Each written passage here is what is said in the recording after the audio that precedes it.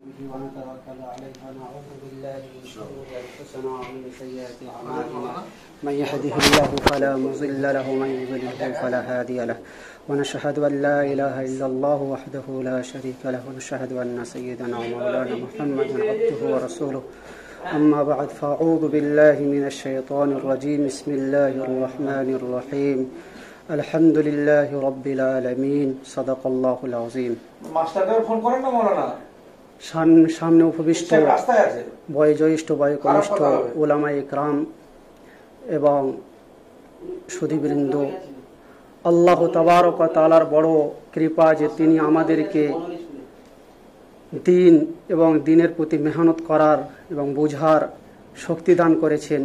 সেই প্রভুর আমরা সকলে শুকরিয়া আদায় করি, তাই সকলে আমরা বলি আলহামদুলিল্লাহ। তারপরে পরে শতকোটি শান্তির ধারা দরুদ ও সালাম বর্ষিত হোক সেই মহানবীর উপরে, জানার প্রতি যত পরিমাণে দরুদ ও সালাম বর্ষিত হলে অন্যান্য আম্বিয়া আলাইহিস সালাতু ওয়াস সালামরা রাজি খুশি হবেন, তত পরিমাণে দরুদ ও সালাম বর্ষিত হোক সেই সঙ্গে আমরা সকলেই বলি আমিন। ভাই সকল, আমাকে যে টপিক দেওয়া হয়েছে, বক্তব্যর বিষয় বলা হয়েছে যে কিভাবে কুরবানি দিলে কিভাবে আল্লাহ তাআলা রাস্তা খুলে দেন, সেই প্রসঙ্গে আমাকে বলার জন্য বলা হয়েছে। তো এই প্রসঙ্গে অনেক ঘটনা আমরা জানি, অনেক কথা জানি যে যদি আল্লাহ তাবারক ওয়া তাআলার রাস্তার প্রতি মেহনত করা হয় তো আল্লাহ তাবারক ওয়া তাআলা তার জন্য রাস্তা খুলে দেন।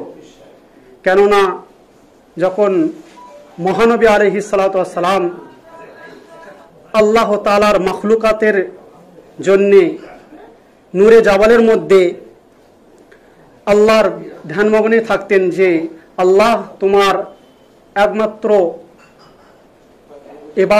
তোমার ইবাদতকে ছেড়ে দিয়ে তোমার মাখলুকাত, তোমার সৃষ্টিজীবেরা অর্থাৎ মানব সম্প্রদায়েরা 300 মূর্তির পূজা করছে, তারা আপনার ইবাদত এবং আপনার আরাধনা বন্দনা ছেড়ে দিয়ে শিরকের কাজে লিপ্ত, তাদেরকে কিভাবে আমি আপনার কথাকে পৌঁছাবো। তো হযরতে জিবরিল আলাইহিস সালাতু ওয়াস সালাম আসলেন। তো প্রথম যে ওহী আসলো, তো হযরতে জিবরিল আলিম বললেন, হে মোহাম্মদ আপনি পড়েন ইকরা। তো সর্বপ্রথম ইকরা দিয়ে শুরু করেছেন যে পড়ো সে প্রভুর নামে যিনি আপনাকে তৈরি করেছেন জমাট রক্ত থেকে। তো মুহাম্মদ আরবি সাল্লাল্লাহু আলাইহি সাল্লাম যখন এই নির্দেশ এবং বাণী আল্লাহ তাবারক তাআলার পক্ষ থেকে শুনলেন, তো সাফা পাহাড়ের উপর গিয়ে নিজের কওমদেরকে ডেকে বললেন যে আমার গোত্রের লোকেরা, বিভিন্ন ধরনের নাম ডেকে ডেকে বললেন আবু জাহেল, আবু লাহাব, এবং নিজের গোত্রদেরকে ডেকে বললেন যে তোমরা জানো কি এই সাফা পাহাড়ের পিছনে একটা লস্কর সৈন্যবাহিনী অপেক্ষা করছে যে যারা আপনাদের উপরে এখনই ঝাঁপিয়ে পড়বে। তখন সকলেই এক বাক্যে বললেন যে অবশ্যই আমরা বিশ্বাস করব, কেননা আপনি হচ্ছেন সত্যবাদী, আপনার মতো সত্যবাদী আমরা কাউকে দেখিনি, আপনার কর্ণগোচর করতে কাউকে শুনিনি, আপনার অপবাদ, আপনাকে মিথ্যা কথা বলতে আমরা কখনো শুনিনি।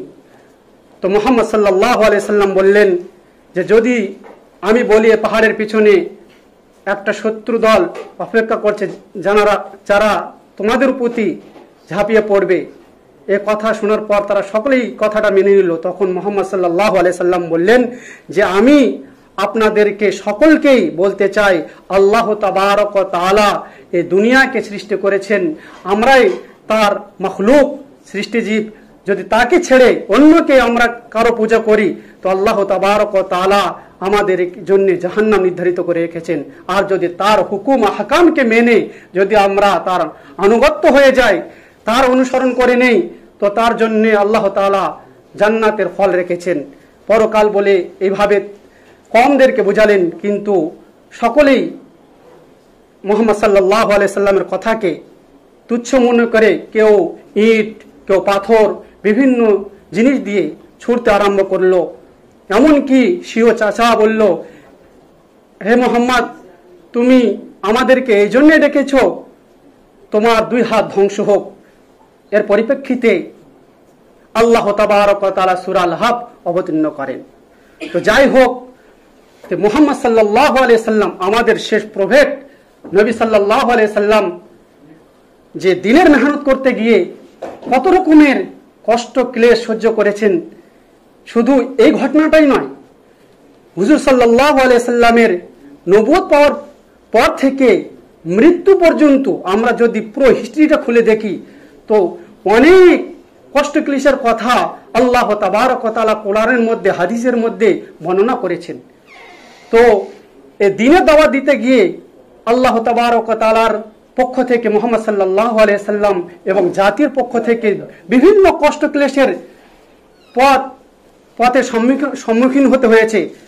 তো আমরা যখন এই যে মুনাজ্জাম মুক্তবের মেহনত করব, নিগরাবেনে যাব, সমাজের মধ্যে অনেক ধরনের লোক অনেক রকমের কথা আমাদের কানে ঢুকিয়ে দিবে, আমাদের পিছিয়ে লেগে থাকবে, অনেক কথা বলবে। তো এর প্রতি পরিতাপ্ত না হয়ে সেটাকে সহ্য করে, সবুর করে এবং আল্লাহ শুকরিয়া আদায় করে এই মেহনতকে চালিয়ে যাওয়া।